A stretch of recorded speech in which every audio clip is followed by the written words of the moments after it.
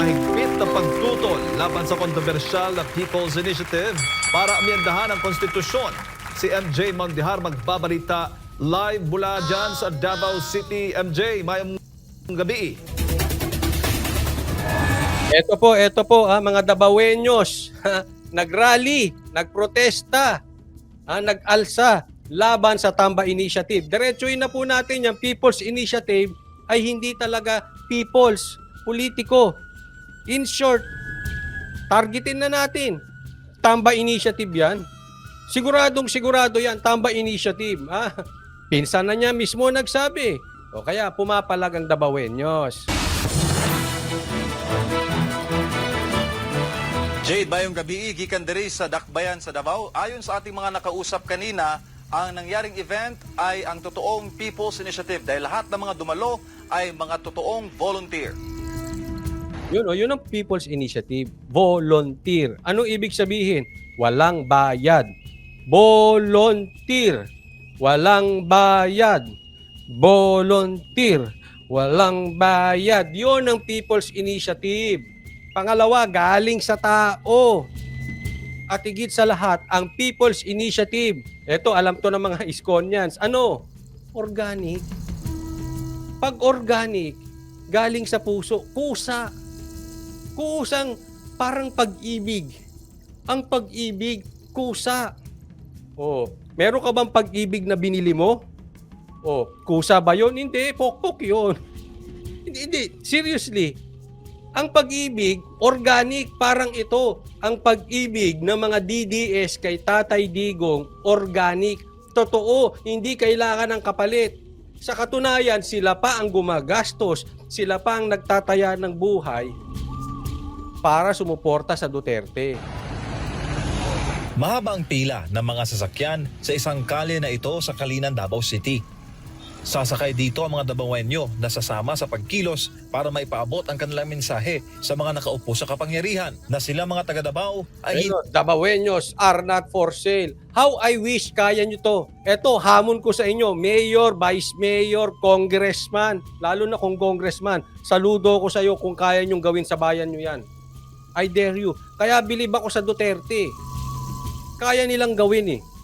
Kung congressman ka, puntahan mo yung distrito mo. Kung matapang ka, kung hindi ka mukhang pera, gawin mo ito. Kunwari, ang distrito mo, Antipolo.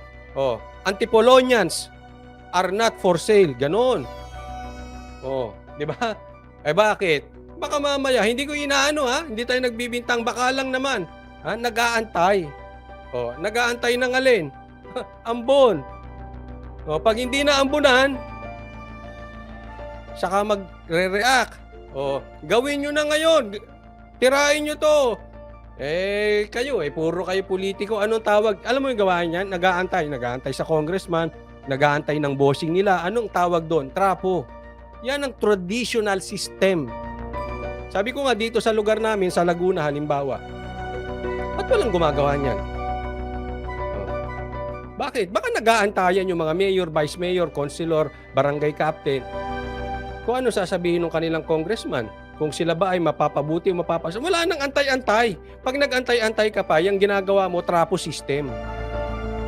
Kung ayaw mo ng vote buying, gawin mo na yan. Pag nag-antay ka, ala ka. hindi nabibili ng pera. Namong Davao, not for sale din na siya. Alam mga Davaoeños, not for sale. Isang caravan ginawa ng mga volunteer mula Kalinan papuntang Rizal Park sa downtown ng Davao. Next week, sasakay na ako dyan sa bus na yan. Hindi. Malayo, Davao. Ang kanilang mga sasakyan, mga naglalakihang bus at mga motorsiklo, lahat nagkakaisa para tutulan ang tinatawag nilang pailalim na People's Initiative para amyendahan ang 1987 Constitution. Kinundin na nila ang pag-aalok ng pera o ayuda kapalit ng perma para sa tsa-tsa. Kaya pagdating sa Rizal Park, ito na ang naging eksena. Ano sabi? Davaoeños, not for sale. Come on. Repeat after me. Davaoeños, not for sale. Uy, Davaoeños, not for sale. Uy, na. Antipolo, Cubao, Makati, Manila, Pasig, Rojas. Ano pa ba? Ano kayo? Ano masasabi nyo dito? Ha?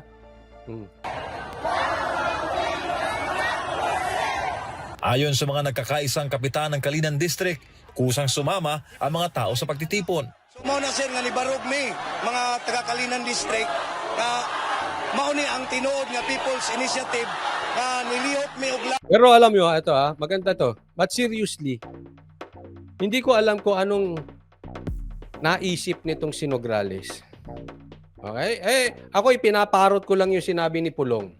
Diba sabi niya, eto si Nograles siya ang nangunguna ng pirmahan dito sa Davao. Kung totoo yun, Nograles para kang di nag-iisip. Davao yan eh. Alam mo ang Davao, nakabantay dyan ng Duterte. Diyan mo pa gagawin yun. Ano ka ba naman sang katutak kang 1,000 isang pambihira naman Sa Davao ka pa nagkalat. Magkalat ka na ng tae sa ibang lugar. Pasensya na po. Huwag na sa Davao. Ibain. Davao yan eh. Ang dami namang kurap na lugar eh. Teka muna. Nagtatanong lang kasi sabi ni Aimee, ang 20,000 daw pwedeng gawing 2 million. Inaantay mo ba yon? Baka inaantay mo yun. Kaya kahit na alam mong risky magpapirma sa Davao, ginawa mo yun. Nagtatanong lang naman Ako hindi ako naniniwala na inaantay mo yung 2 million. Kaliit nun para sa'yo. Pero masisisi ba natin yung mga taong bayan kung yun ang iniisip? Of all places, sa Davao ka pa nagpapirma. May antay mo yun? Hindi. Ako hindi naniniwala. Pero iyan ang iisipin ng tao. Pati 2 million pinatulan mo, pambira. Nograles, ano ba naman yan? Yun ang iniisip nila. Ako hindi. Kukontrahin ko yun. Hindi mo gawain yung Nograles. Sabihin mo rin dyan. Tigilan na nila yung pirma-pirma dyan sa Davao, kang pinagi sa mga Sabi ni Gemma Pasyente, dapat sa Cavite siya nagkalat. Ano bang kalat sa Cavite? Ako nagtatanong lang kasi si Gemma Pasyente. Pakilagay ang sagot sa mga Caviteños dito. Ano ang nagkakalat? Ano ang kalat? Ano ang nagkakalat sa Davao? Ay, sa Cavite. Sinabi ni Gemma Pasyente sa Cavite. Bakit? Ano bang meron sa Cavite? Sige, ilagay nyo. Kung ano meron sa Davao, ilagay nyo. At ano meron sa Cavite? Let's compare notes. Makita natin kung ano yung galing ng liderato. Di ba? Diretso. mugmong mga tao, mga yanong lumulupyo. Pati mga IP community sa Davao City sumama rin para igiit ang kanilang pagtutol sa ginagawa ng ilang mga politiko. Voluntary sila nagpunta dito sapagkat alam nila ang Davaoeños. Iba ang Davaoeños kahit nakatira kami sa Book ID, ang Kalinan District, more na siya sa Book ID. Kasabot mo kung sa Book ID, taga-Bukid. Pero bisan taga-Bukid, ang Kalinan District, nagkahiusa mi na nagpamatod, bisan sa Bukid mi, dili may mga naong o kwarta. Tiniyak naman ang mga Pasensya na po, hindi ko maintindihan yung iba. Basta importante dyan, ayaw nila yung pera sa pirma. Wag. Pag ikaw, sinusuportahan mo yung pera sa pirma, ay wala kang klase. Vote buying yan. Illegal po ang vote buying. Tatandaan nyo. Sana may mahuli. Hindi lang yung bumibili ng boto, pati yung nagbebenta ng boto. Mahiya kayo sa taong bayan. Tapos mamaya kayo nangunguna sa kalsada, nagrereklamo bakit mataas ang presyo ng bigas. Pansin nyo, totoo naman, hindi ako nagbibiro. Sino yung magreklamador ngayon? Sila yung naglagay dun eh. Reklamo, sila baka mamaya. kapitan sa Kalinan na hindi sila tatanggap ng pera kapalit ng check. Sabi ni Jinx, di daw sila mukhang pera. Yes, hindi. Para gawin mo yan, di ka talaga. Kasi kung tatanggap ka ng pera, walang ganyan. Bilib talaga ako sa Davao. Alam nyo, pag ang leader strong, yung followers, they look up to their leader. Yan ang isang senyales na ang leader ay strong. Nakatingin sila sa leader. Pag ang leader ay weak, kanya-kanya po. Kanya-kanya pong diskarte. Bakit? Kasi ang tingin nila sa leader nila is just a title. pagtingin ng nasa ilalim mo, yung leadership mo is just a title. Yung nasa ilalim, magkakanya-kanya. Pero, pag ang leader nyo, kaya siya leader, dahil meron siyang political will, may title siya o wala, yung mga nasa ilalim nakatingin sa kanya for guidance, for lead. Naintindihan po? Kaya wala po sa title ang leadership. Posible ang leadership may kurakot. Yun ang pinagkaiba. Pero ang totoong leader, hindi kailangan ng title.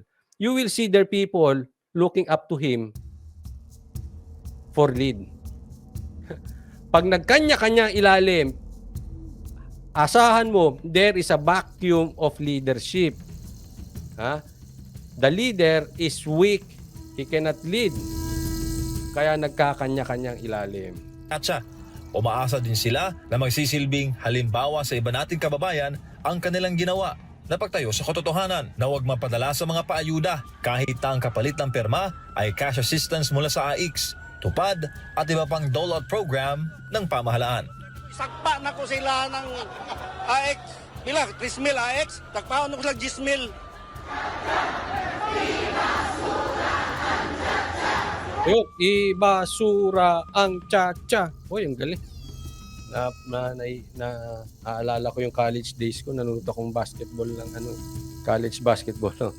Ibasura ang cha-cha. Ay, nako.